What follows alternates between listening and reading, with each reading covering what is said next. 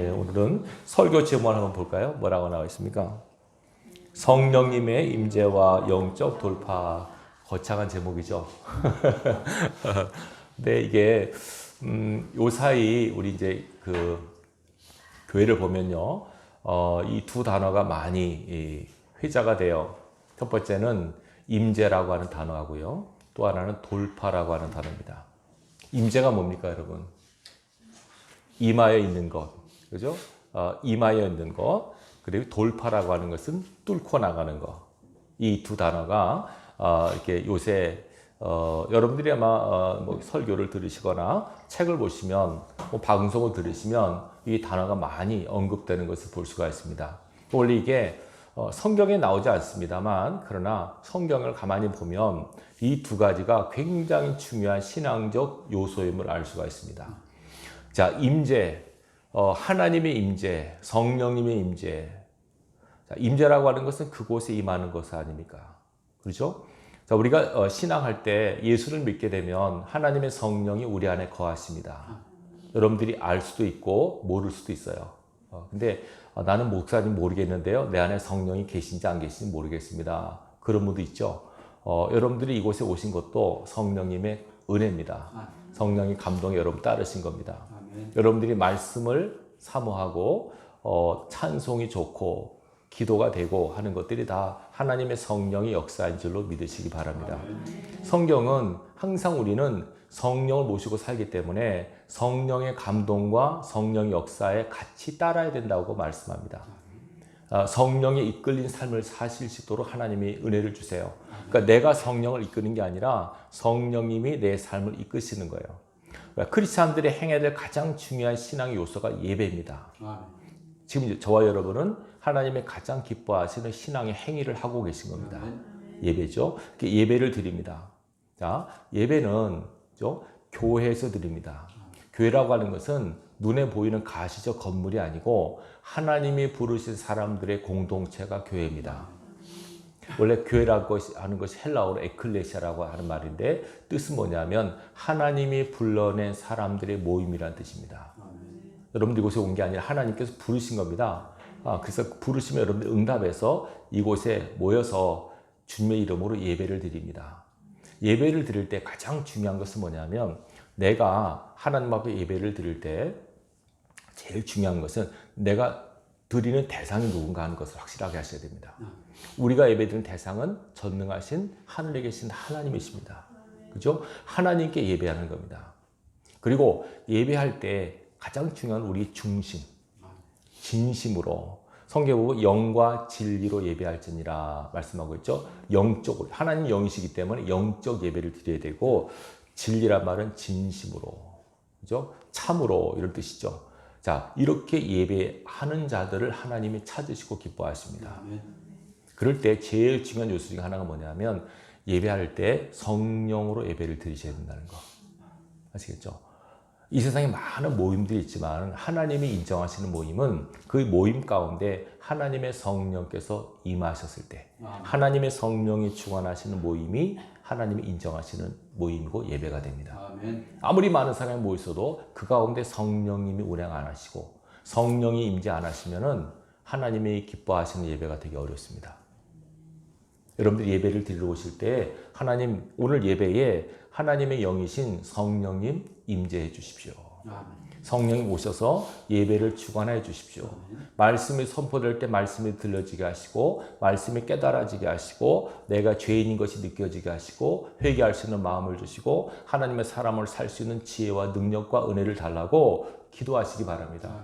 하나님께서 예배를 통해서 하나님 백성과 만나십니다. 찬양과 기도와 말씀 가운데 성령님 운행하시고, 여러분들의 마음을 만지시고, 상처를 싸매시고, 악한 것들을 떠나가게 하시고, 병을 고치시고, 문제 해결할 수 있는 지혜와 능력을 성령이 주세요. 아시겠죠? 그럼 우리가 예배할 때 꼭 성령께서 우리 가운데 임재하셔서 예배가 성령 안에서 드려진 예배가 될 수 있도록 여러분들이 기도하셔야 됩니다. 많이 모이는 게 중요한 아니고요, 몇 번 모이나 중요한 거 아닙니다. 한 번이라도 성령 안에서 드려진 예배가 하나님이 기뻐하신 예배가 됩니다. 성령께서 오신 목적이 이겁니다. 예수님을 믿게 하고 하나님을 섬기게 할 수 있도록 우리에게 지혜와 힘을 주시는 분이 성령님이십니다. 꼭 기억하시기 바랍니다. 자, 오늘 본문에 보면 어떤 내용이냐면 이 19장 한 장에 보면 성령과 악령 이야기가 같이 나와요. 자, 우선 잠깐 제가 배경을 설명드릴게요. 저를 보시기 바랍니다.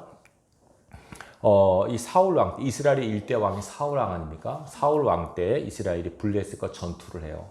근데 블레셋의 장수가 골리앗이라는 장수가 나오죠. 키가 3m가 되는 장수가 나오는데 아무도 그 장수를 상대할 만한 사람이 이스라엘에 없는 거예요. 벌벌벌 떨고 있는데 소년 다윗이 아버지 심부름으로 전쟁터에 왔다가 그 골리앗을 보고 화가 났어요.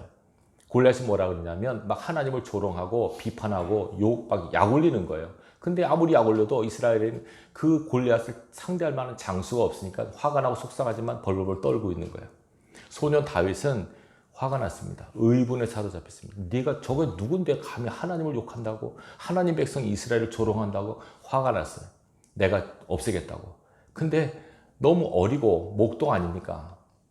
자기가 사울한테 가니까 사울이 너 누구니? 나 저 골리앗과 싸울 사람이에요. 그러니까 사울 왕이 너무 기특해서 너무 가엾기도 하고 기특하기도 하고 해서 자기 갑옷을 입히니까 맞지가 않네. 너무 조그매가지고 다윗이 불편합니다. 그냥 가겠습니다. 그래가지고 무기를 갖고 가는데 물맷돌 5개. 여기 옷에 말하면 물맷돌 못 가서 생각하니까 짱돌이죠. 짱돌 용화돌 갖고 5개 가지고 골리앗은 이만한 창과 칼을 갖고 나오는데 이거 뭐 상대가 안 되는 거예요. 골리앗이 가만히 보니까 왜 조그만 애가 나오는 거죠.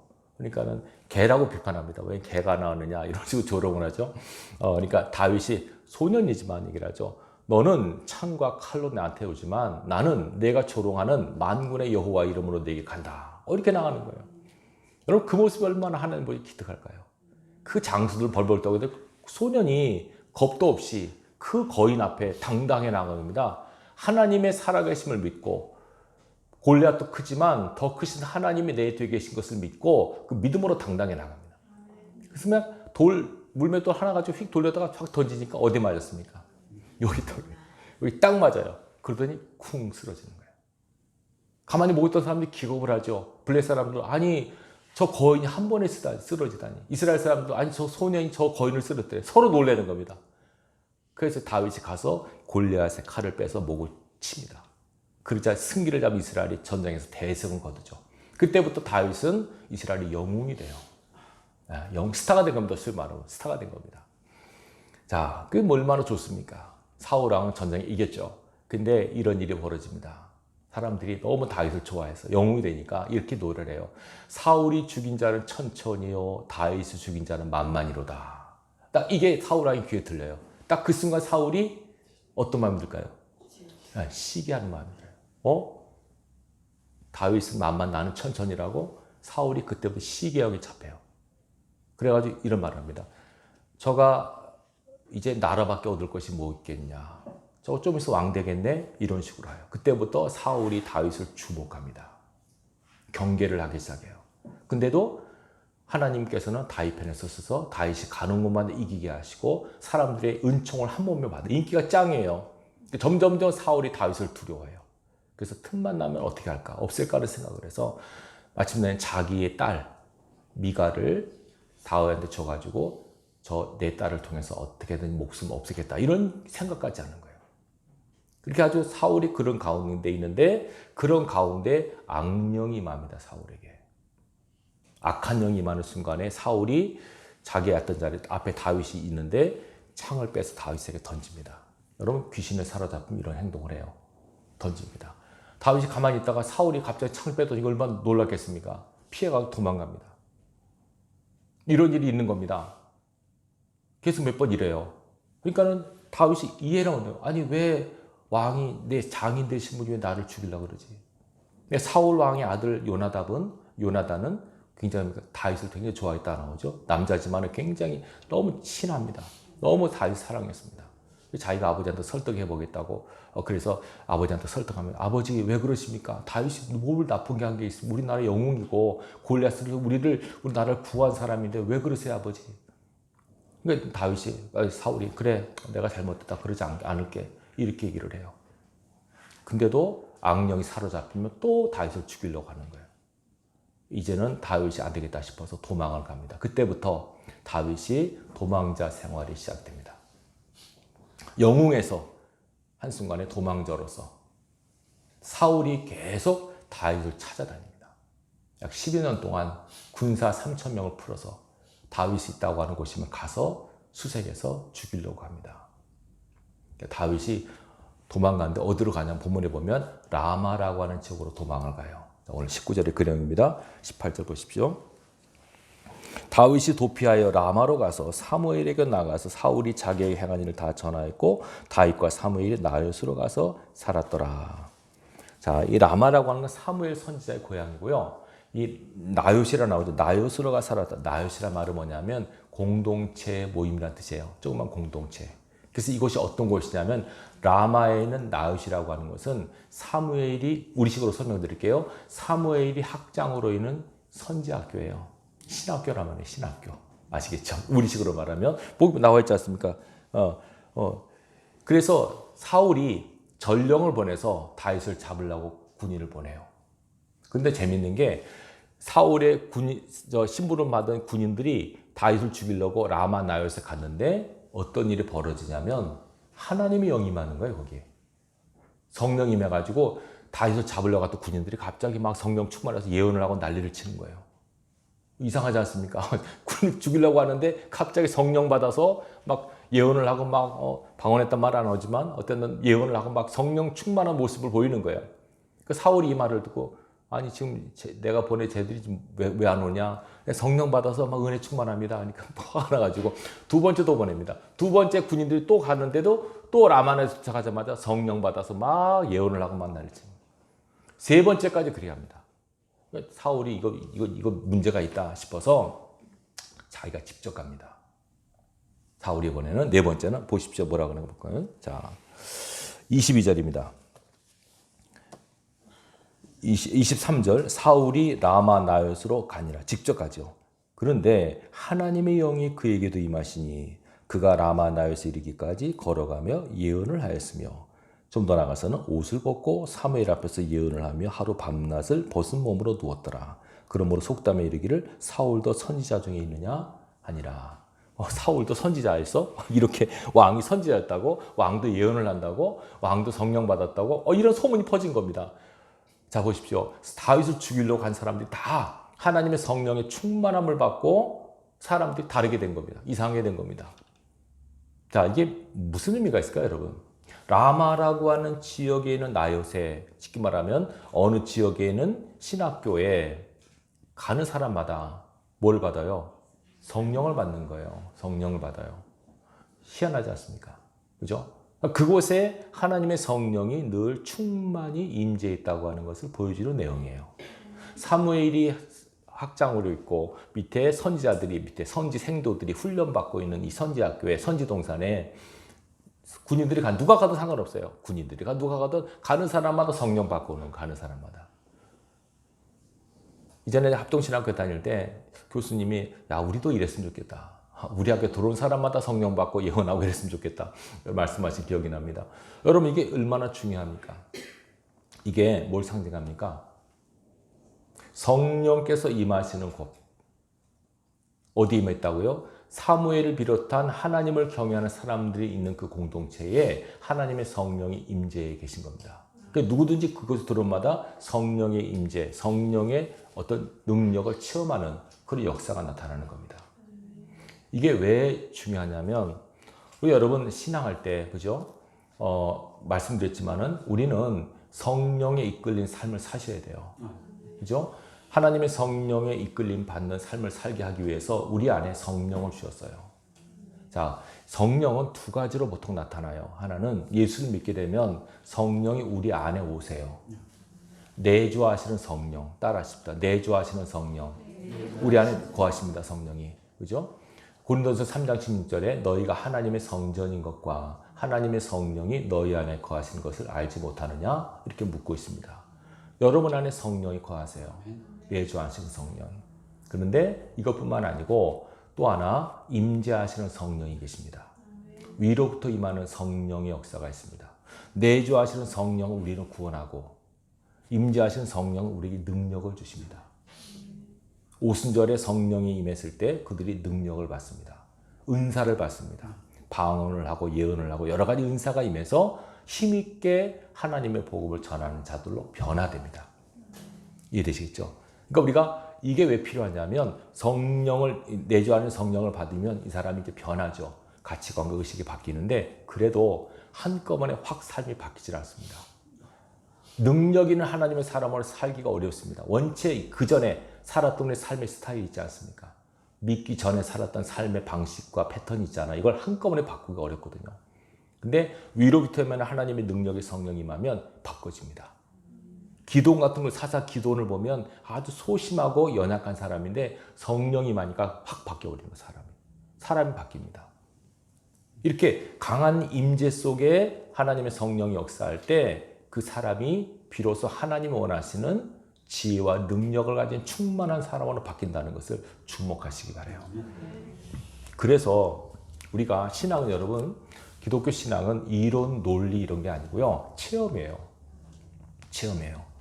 저는 기도하는 가운데 하나님 예수교회가 앞으로 예배당을 짓고 하면은 어떤 교회로 소개를 시킬까요? 라고 하는 기도를 한 적이 있어요. 그때 이런 생각이 들더라고요. 하나님을 만나는 교회. 당연한 거 아닙니까? 하나님 만나죠. 근데 그냥 하나님 만나는 게 직접적으로 살아계신 하나님을 만나는 교회.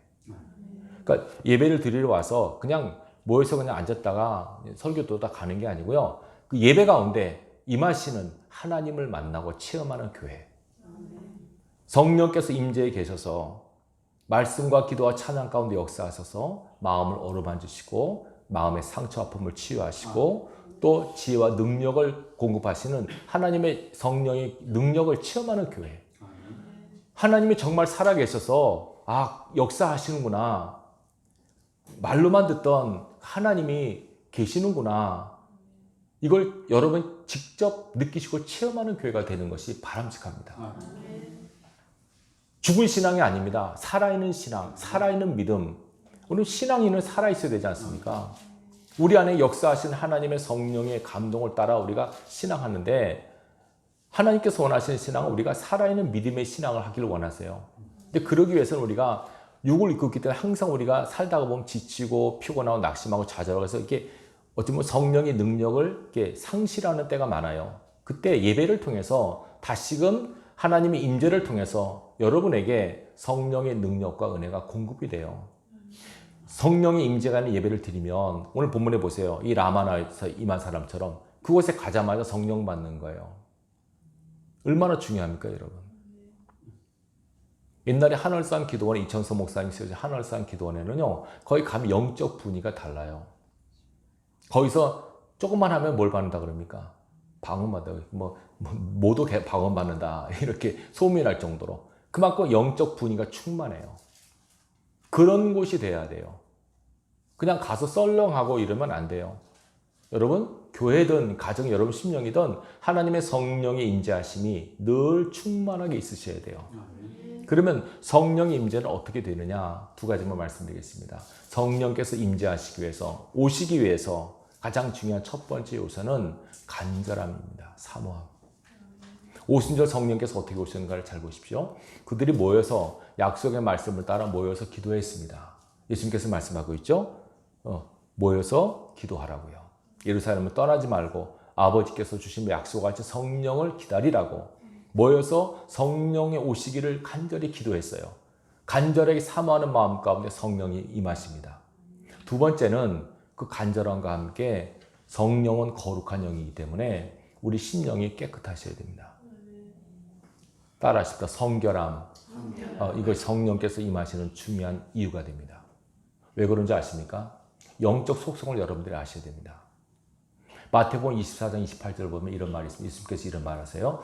죽음이 있는 곳에는 독수리가 모이느니라. 죽음이 뭡니까? 시체. 시체가 있는 곳에 왜 독수리가 모일까요? 독수리는 청소부라 그러죠. 광야의 청소부. 시체를 먹는 게 독수리예요. 죽은 시체가 있는 곳에 독수리가 모이듯이 쓰레가 있는 곳에 뭐가 모일까요? 이명서 집사님, 쓰레가 있는 곳에 뭐가 모일까요? 그렇죠. 맞아요. 파리가 모여요. 그죠? 이해되시겠죠? 쓰레가 있는 곳에 파리가 모여요. 그러면 쓰레가 있다는 말, 파리가 있다는 말은 그 근처에 뭔가 쓰레가 있다는 거 아닙니까? 그렇죠. 그러니까 식당에서 파리 왔다 갔다 하는 건 별로 좋은 식당이 아닙니다. 어딘가 구석에 뭔가 파리가 낄만한 애가 있으니까 오는 거거든요. 원리입니다, 이게. 성령님께서 어디 오시냐면 깨끗한 곳에 오십니다. 거룩한 곳. 우리 심령 가운데. 그러니까 여러분 우리가 회개하는 게 뭐냐면 더러워진 심령을 깨끗하게 만드는 것이 회개입니다. 내 안에 성령께서 거룩한 영인 성령께서 내 안에 평안에 계셔야 되는데 아까 죄를 짓게 되면요. 죄는 우리가 악하다고 나쁘다고 보지만 영적으로 봤을 때 죄는 더럽기 때문에 죄를 지면 우리가 오염이 돼버려요. 우리 심령이. 그래서 거룩한 성령이 내 안에 있는 성령이 굉장히 힘들어하세요. 그런 거로 성령께서 평안하게 내주하시게 하기 위해서 우리 항상 내 마음속에 지은 죄를 씻는 작업을 하셔야 돼요. 예수의 피로 깨끗하게 씻으셔야 돼요. 이게 우리가 너무 모르는 거예요. 이런 것들이. 죄를 지면 죄를 졌네 생각하지 이게 안에 성령이 얼마나 불편해하시고 얼마나 이게 가슴 아파하시는 걸 우리가 못 느낍니다. 굉장히 불쾌하십니다. 성령. 여러분이 방 안에 있습니다. 근데 누가 집주인이 문 열고 자꾸 쓰레기를 여러분 방 안에 집어온다고 생각해 보세요. 그럼 얼마나 불쾌하겠습니까? 나를 방 안에다 모시고 계속 쓰레기를 집어넣어? 얼마나 화가 나겠습니까? 성령을 모시고는 우리 마음의 방 속에 죄라고 하는 걸 짓게 되면은 미움의 쓰레기, 분노의 쓰레기 이런 쓰레기들이 자꾸 들어와요. 그러면 성령께서 힘들어하세요. 근심하시고 탄식하세요. 반면에 깨끗하게 하면 그렇죠? 여러분 누굴 모실 때 제일 중요한 게 깨끗한 거 아닙니까? 청소하지 않습니까? 성령도 깨끗한 곳에 임하세요. 그러니까 여러분들이 성령의 임재를 원하신다면 깨끗함을 유지하셔야 돼요. 여러분 심령을 깨끗하게 하는 작업이 무엇보다 필요합니다. 제가 생각하는 것이 이겁니다. 간절히 사모하고 깨끗하면 성령께서 임하십니다. 여러분 성령의 임재를 놓고 기도하시기 바라요. 사모하는 심령 가운데 하나님 만족함으로 채우십니다. 성령님 내게 충만하게 임재해 주십시오. 내가 있는 곳에서, 있는 사무실에서, 일하는 현장에서, 예배하는 교회에서 성령의 강력한 임재가 있게 해달라고 사모하고 간절히 기도하세요. 그리고 여러분 심령을 깨끗하게 만들어 보세요. 반드시 성령이 임하십니다. 이곳에 성령께서 임하시는 줄로 믿습니다. 아시겠죠? 자, 이 성령 임재가 우리의 신앙을 자라게 하고 온전하게 만드는 역할을 해요. 말씀과 성령 우리를 거듭났고요. 이 말씀과 성령을 통해서 우리 믿음이 자라고 하나님 원하시는 신앙의 정도까지 이르는 거예요. 항상 여러분의 성령의 임재하심, 내주하신 성령과 못지않게 성령의 임재를 사모하는 은혜가 있길 바랍니다. 적어도 여러분들 교회 올 때마다 하나님 이번 예배에 성령님 오셔서 예배를 주관해 달라고 사모하고 기도하고 오시기 바랍니다. 저는 그런 분들에게 반드시 성령께서 임해 주실 줄로 믿습니다. 그래서 이 예배가 하나님을 만나고 체험하는 거룩한 예배가 되셔야 돼요. 그 예배 올 때는 답답하고 컬컬한 심령으로 왔지만 예배를 드리고 나가는 어느 심령 속에 하나님의 성령과 접하고 성령의 맛을 보고 나면 시원하고 기쁘고 감사하고 평강한 마음이 들게 돼요. 성령을 모신 심령은 평안이 와요. 기쁨이 와요. 또 감격이 있고 감사가 넘쳐요. 성령의 임재가 있잖아요. 그런 예배를 여러분 들어보시는지 모르겠습니다만 저가 좀 죄송하더라고요. 목회하면서 예배가 안 되는데 늘 성령 임재가 있는 예배가 드리도록 해야 되는데 제가 너무 부족해서 기도를 부족해서 그랬는데 여러분도 같이 사모하셔야 돼요. 성령 임재가 있는 예배를 드리면요. 막 일단 기쁨이 오고요. 막 눈물이 나고요. 감사가 나고요. 그리고 막 은혜가 막 충만해요. 제 개인적인 간증입니다만 이전에 제가 결혼하기 전에 서울에 명성교회가 있습니다.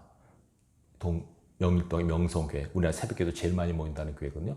그 교회 한번 갔어요. 어제 소문이 유명해서 딱 가서 예배를 드리는데요. 느끼겠어요. 앞자리에 갈수록 성령께서 막 역사하는 걸 느껴요. 막 사람들이 막 그냥 좋은 거예요. 막 눈물이 나고 그냥 좋고 그냥 아무것도 못해 그냥 예배단에 앉아만 있어도 눈물이 나고 찬양할 때도 막 눈물이 나고 그 성령께서 임재하신 걸 느끼는 거예요. 그러니까 사람들은 너무 좋다. 교회가 너무 편안하다. 막 그런 느낌 받는 거예요. 성령께서 임재해 계세요. 그런 게 부흥이 될까요? 안 될까요? 부흥이 되죠. 성령께서 마음껏 역사할 수 있는 환경이 되었어요. 우리 교회도 그런 교회가 됐으면 좋겠다. 일단은 목회자가 그걸 사모하고 여러분들도 같이 사모하는 마음이 계셔야 돼요. 성령님께서 우리 삶을 주관하시긴 도하시는데 성령의 도우심 받지 않으면 안 됩니다. 아시겠죠? 성령의 임재가 있는 여러분 삶의 현장이 될 수 있기를 주님의 이름으로 축원합니다. 또 하나는 영적 돌파인데요. 이거는 또 왜 중요하냐면요. 우리가 신앙은요. 단계가 있고 과정이 있어요. 근데 한 단계를 넘어서기 위해서는 그 단계를 뛰어넘는 돌파가 이루어져야 돼요. 이해되시겠죠? 무슨 말씀인지. 그게 안 되면 학교도 마찬가지입니다. 초등학교, 중학교, 고등학교, 대학교 있잖아요. 한 단계마다 올라가지 않습니까? 지금은 그렇지만 옛날에는 단계 올라갈 때마다 시험을 봤어요. 그 시험을 패스를 해야만 올라갔거든요. 신앙도 마찬가지입니다. 어떤 분이 신앙을 10년 했는데 보면은 이 단계가 그냥 그 단계에서 계속 머물러 있는 분이 있어요. 돌파가 안 되는 거예요. 가다가 쓰고 그게 안 돼요. 돌파가 돼야 돼요. 예를 들면 이거죠. 기도를 하는데 처음 교회 나왔을 때는 기도 5분 하는 것도 되게 힘들었는데 적어도 한 10년 되면 적어도 눈 감을 1시간 이상 그냥 기도가 하셔야 돼요. 근데 10년 지났는데도 5분 이상 기도를 못해요. 그 돌파가 안 돼서 그래요. 여러분 그걸 뚫고 나가셔야 돼요. 쉽지가 않아요. 그러나 그렇게 하셔야 돼요. 아시겠죠? 신앙의 돌파가 필요합니다. 한 단계 한 단계를 뚫고 올라가는 돌파가 필요해요. 이게 여러분 영적 원리가 굉장히 중요합니다. 다니엘서에 보면 다니엘이 하나님 앞에 기도하지 않습니까? 딱 기도를 시작하자마자 하나님 응답하셨어요. 근데 하나님의 응답이 다니엘에게 도착한 시간은 얼마입니까? 21일이에요. 왜 그랬다고 천사가 얘기합니까? 네, 하늘에서 오는데 하나님 말씀 받고 오는데 영적 세계에서 악한 영들이 막아서 방해했다는 거 아닙니까? 그래서 힘들어서 막 헤매다가 미가엘 천사장이 와서 도와줘서 그리고 겨우 다니엘이 응답을 갖고 왔다고 말씀하지 않습니까? 방해가 있습니다. 그걸 뚫어야 돼요. 하늘에서 내려오는 것도 뚫어야 돼요. 여기서 올라가는 것도 뚫어야 돼요. 아시겠죠? 이 영적인 돌파가 굉장히 중요합니다. 여러분들 기도나 예배나 모든 것들이 하나하나 돌파가 돼야만 제대로 될 수가 있습니다. 이걸 여러분 제가 믿음으로 설명드릴게요. 믿음도 여러분 단계가 있고 과정이 있어요. 자, 우리가 하나만 예를 들면 믿음의 조상이 누굽니까? 아브라함이죠. 아브라함의 믿음을요, 쫙 그 일생을 보면 세 가지로, 세 단계로 이루어진 걸 볼 수 있습니다. 아브라함의 믿음의 첫 단계는 뭐냐면 친척과 아비집과 고향을 떠나는 믿음입니다. 지금까지 자기가 살았던 삶을 떠나서 새로운 도전의 발걸음을 내딛는 것. 이게 믿음의 출발입니다. 그 다음 단계 믿음 뭐냐면 25년 동안 기다리는 믿음입니다. 75세 때 약속을 받았어요. 아들을 주겠다고. 근데 얼마 만에 받습니까? 25년을 100세 때 받아요. 그죠? 인내하는 믿음, 두 번째 단계입니다. 마지막 단계 믿음이 뭘까요? 아들을 바치는 믿음이에요. 가장 소중한 생명보다 더 귀한 아들을 직접 죽여서 하나님께 제물을 바치는 그 단계가 필요해요. 이해되시겠죠? 하나님이 쓰시는 사람들은 이 단계를 거의 거칩니다. 첫 번째, 무슨 단계입니까? 모든 것을 떠나고 버리는 믿음이에요. 예수를 믿게 되면 예수님께서 제자를 부르셨을 때 베드로와 야고보, 요한 다 그랬습니다. 배와 부친을 버려두고 다 버려두고 주님을 따릅니다. 내가 지금까지 누리고 좋아했던 세상 것을 다 버리는 그것을 단호히 그것을 떠나는 그 믿음이 요구됩니다. 적어도 예수를 믿게 되면 이전에 좋던 것이 지금 값없이 여겨지셔야 됩니다. 이전에 좋았는데 지금도 좋더라 라고 하는 아직 뭔가 버리지 못한 것, 단계 접어도 못한 겁니다. 이해되시겠죠? 이전에 좋았던 것이 지금은 가치 없게 느껴지셔야 됩니다. 이전에 지웠던 친구들, 세상 문화, 세상 풍속, 유행 이런 것들이 이제는 별로 재미없다, 별로 의미 없다라고 여겨지시고 거기서부터 떠나는 단계, 이 첫 믿음의 단계가 중요해요. 그 다음에 뭐냐면 기다리는 단계예요. 이건 다입니다, 여러분. 하나님의 사람은 다 이 단계 거칩니다. 무슨 단계라고요? 기다리는 단계예요. 25년 동안 기다립니다. 아브라함은요. 다윗은 몇 년 기다립니까? 다윗도 보세요. 다윗도 떠나죠. 떠나서 도망갑니다. 다윗은 약 10년 동안 돌아다닙니다. 방황합니다. 모세는요. 역시 40년 동안 기다립니다. 떠나서 기다리는 시간. 다윗도 모세도 요셉은 17세에 떠나서 13년 동안 긴 기다림의 시간을 갖습니다. 이 기다린 믿음 굉장히 중요합니다, 여러분. 여러분 지금 어느 단계에 있습니까? 그리고 맨 마지막 제일 중요한 단계는 자기를 드리는 믿음이에요. 진짜 어렵습니다. 생명을 바칠 각오, 생명까지 드릴 수 있을 만한 믿음의 정도. 이것이 바로 이 한 단계 한 단계를 뚫고 나가셔야 돼요. 나는 지금 어느 단계에 있는가? 아직도 나 떠나지 버리지 못하고 있는가? 이건 좀 더 씨름하셔야 돼요.